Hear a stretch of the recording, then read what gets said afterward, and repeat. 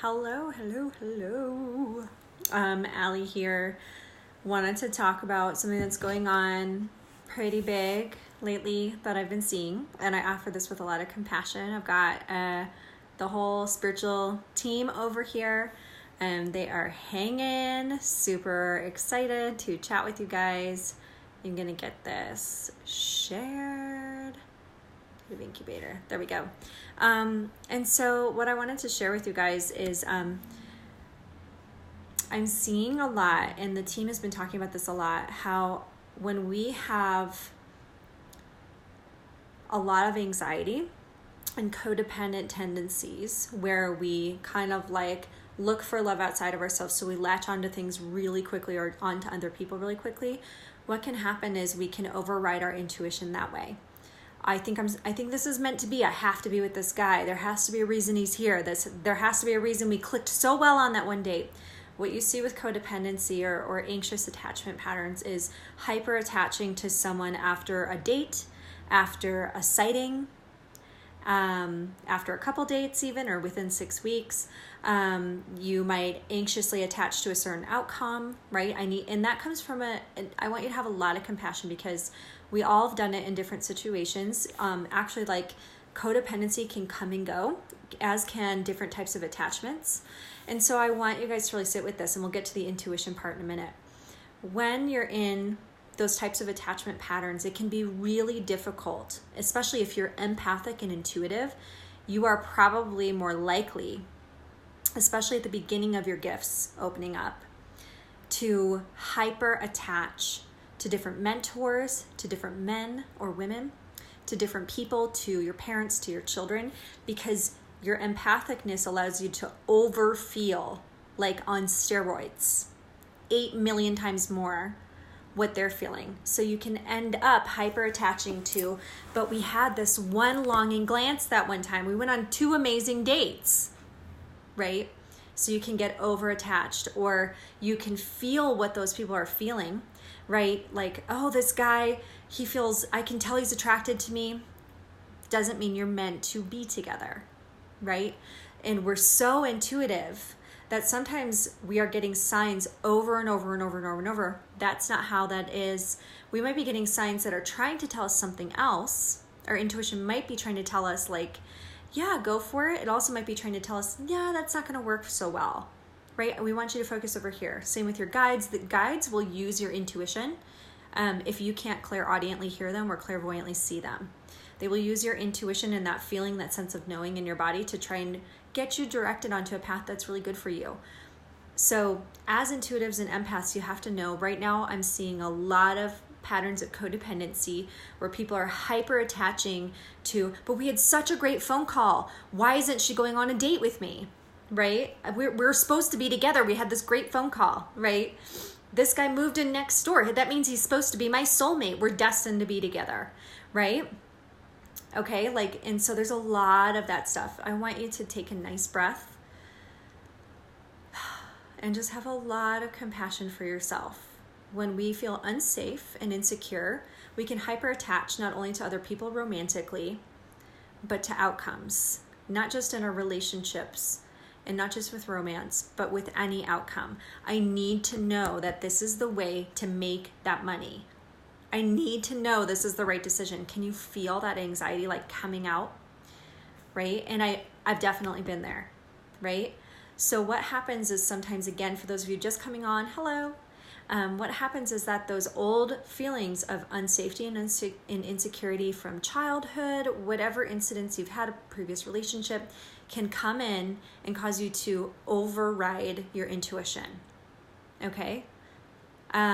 And it's okay, because then you'll learn from that experience and you'll grow and you'll continue to be guided forward in the way that's going to be highest and best for you. But often we don't hear that way right away, because we get into fear mode and anxiety mode, and we latch on to something or someone that just feels so good. Or sometimes empathic and intuitive people can become doormats for other people, because we feel their stuff as our own. We feel their pain, their fear, their anxiety. We try and fix it for them, right? We're not always meant to fix it for them. We're not always meant to be with that person. We're not always meant to be saving. Empathic and intuitive people can end up wanting to save. we're not here to save anyone. We're here to be with. That is our mission, to be with. And what happens a lot of the time is before you realize that your intuition and empathicness is so high, is you can feel things at a high, strong level. Like a little bit of attraction feels like a lot. Like, oh shit, this must be my soulmate. And by the way, we all have multiple soulmates. So it can be really confusing, really confusing. And so I want you guys to have compassion. And the team is like, please sit down and meditate. This will clear that busy head energy. A lot of you who are intuitive are also telepathic. So you can tune into other people's desires and feel them as your own and make too much of them, and then your heads go like this. Meditation and specifically focusing on your breathing. They're going, oh, take a breath, you guys. And if you have patterns of wanting to fix it, figure it out, being afraid of making the wrong decisions, like we all do it. We all do it, right? Because we've consistently been conditioned against listening to ourselves our whole lives in a lot of different, very subtle ways that you wouldn't even think about societally. Okay, and we've also been conditioned to hyper focus and attach romantically. Look at all of our societal messaging. How often do you see a commercial where it's not boy meets girl, they get married, right? I can't tell you of many movies and commercials and stuff that I watched as a kid that had any sort of, oh, and she was single and happy forever. Okay, we've been very conditioned to hyper attach romantically. So again, your intuition may tell you, if you really sit down and listen to it, and if you're undoing old patterns of codependency, or maybe you have more avoidant behavior where the second you start to feel anything for anyone, you run the other way, okay? Or you're attracting people like that. You can start to fine tune your intuition by doing little things for yourself that reinforce that you can trust yourself every day. And we're going to talk about this more in the new course that I have opening up. If you guys are familiar with my old intuitive and psychic development course that teaches you how to work with guides and your own intuition, it's opening back up and starting at the end of October. And I'm running it with a friend of mine that I trust very much named Marley. We're very excited to start it. And here's one thing that I would recommend for those of you people who are like, I still don't trust myself. Reinforce every single day and give yourself little missions every day, little adventures. I call them intuitive adventures, where you reinforce that you are safe on your own to trust yourself. And I'm getting chills straight down my back. And this is whether you have a partner or not, whether you have kids or not. I will tell you, some of the most codependent relationships I've ever seen are parent and child. A lot of enmeshment and lack of boundaries there, especially for intuitive, empathic women. I have had to practice a lot, and I still do with my son, of allowing and detaching and resisting that urge to come in and fix everything, come in and control sometimes or dictate. I still have to, this is a sovereign being. He came through me. I'm here to guide him and support him, and he is here to guide me and support me. But that does not mean we need to be completely codependently enmeshed where I can't leave the room without feeling like I'm going to run out of air from him, right? Like, we need to begin to practice more of this sovereignty. And it's really important for women because of the messages and marketing we've gotten growing up. It's not just marketing and messages, it's societally around us. Relationships can be an amazing and healthy place to be if you are staying in your own self-trust and self-love, where you're not codependently attaching all of your worth to this other person. Again, that type of thing can override your intuition. So I want you guys to give yourselves little things you can do every single day to heighten your spidey senses. And that might be telling a hubby, like, hey, I'm going to get up a half an hour earlier today, and I'm going to go tomorrow, and I'm going to sit down, and I'm going to meditate, and I'm going to sit with my coffee, journal, right? Hey, babe, I need to go to yoga today. That feels good for me, right? It might be, flexing those communication muscles, and that's a really hard one for intuitives. Leaning back, listening, asking questions, especially in a group, especially for those of you guys in leadership roles or where you have to work in team dynamics or family dynamics where everyone's supposed to have a seat at the table, not overriding, and also not leaning back so far that you become a doormat and you go horizontal, right? And let everyone walk over you. Learning how to say, well, here's my desire, and here's how I'm feeling, and here's what I just know is good for me today. Also, I want to honor you. What about you? So we do an and both. Okay, so we find a meet cute, meet in the middle. And by the way, if you guys trust your intuition, you will have lots of meet cutes out there. You will meet amazing people by just trusting where you need to go, what you need to do, what you need to say, and to whom. So every day, I want you guys to take time to begin to breathe into those feelings of needing to have an answer, needing a person to do something or to be with you, or for you needing to be in a certain situation to feel safe.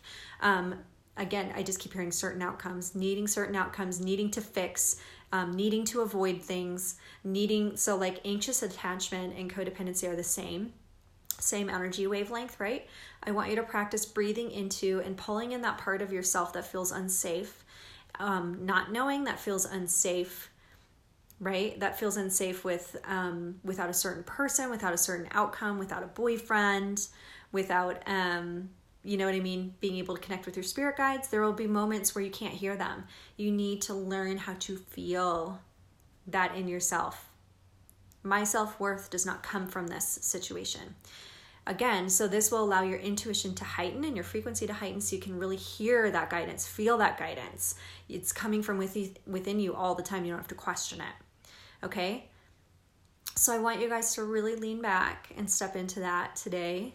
There's a lot of that going on because we're releasing things that take us away from our personal power. We're stepping way into our personal power right now. That's huge. Okay? I just heard chin up, ladies. And I just keep hearing, we got your back from all the team. Don't worry, you guys have spiritual posses that got your backs. So now with this, next time we come on, we're going to talk about avoidance and isolation. That happens sometimes when we're really empathic and intuitive. Because we pick up and sponge so much of other people's stuff, we can struggle with allowing anyone in, struggle with going places, feel afraid. Oh, I'm going to sponge that person's energy. I can't go to that restaurant. It feels so icky. I want you guys to get to the point where you can go anywhere and be around anyone and still maintain your sovereignty and feel good, right? That's really important as far as boundaries go with empaths, intuitives, or people who are really open mediums and spiritual channels, being able to set boundaries so that you're not picking up on everyone's deceased grandma everywhere you go, or so you don't have a lot of those taps on the shoulder unless you want them. But there's some people who are like, no, I just want to go to my kid's soccer game without having his Nana, come up to me and who passed away several years ago wanting to share messages. So I look like that mom, that weird person, right? So it's a really big lesson and a lot of us are still learning it, but right now is a really empowered time. So continue to breathe into that more and more in the moment, because journaling is good for this. Meditating on it is great. I want you to guys keep meditating every day, even if it's 2 or 3 minutes in your car before you go into a meeting, sitting at your desk, just focusing on your breathing, asking to be clear, to be concise, to feel your own truth, to know your own truth, and for it to be able to be articulated, and to also honor others, but not have to take on their stuff. And as far as your relationships go, really releasing that need to be loved by someone else in order for you to feel worthy, okay? A lot of times you might be picking up on their need, right? We are not meant to be the vessels through which everyone else's desires flow all the time. Sometimes, yes, we can be part of that, especially with our kids, but that's been a big one, right? Like, I'm not always here to fix everyone's stuff for them. And in fact, me stepping in and fixing it for them all the time might remove some of their trust in themselves and in the universe. Maybe I should allow them to go and meet this need on their own. So I'm not going to take it in for them as an empath. A lot of times those empaths, we don't even realize we're doing that, or intuitives. So we will talk more about how to differentiate when we are out in the world. All right, you guys, go to intuitivesoulcollective.com to check out the course and the mastermind and retreat, which are 2 separate things. Mastermind and retreat is for people who are a little more advanced on their spiritual path. I wouldn't say like advanced, just already aware that they're intuitive, already talked to their guides, but still want emotional and mental support over time, want to open some new gifts and play some more, and have women around you who get you and will mutually support you. Or running it differently than any other mastermind I've ever run. So I'm excited for it. If you know anyone that you're like, ooh, that person needs that, send them my way. We're going to start end of October, early November. And yeah, if you have questions, feel free to reach out. All right. Bye, guys.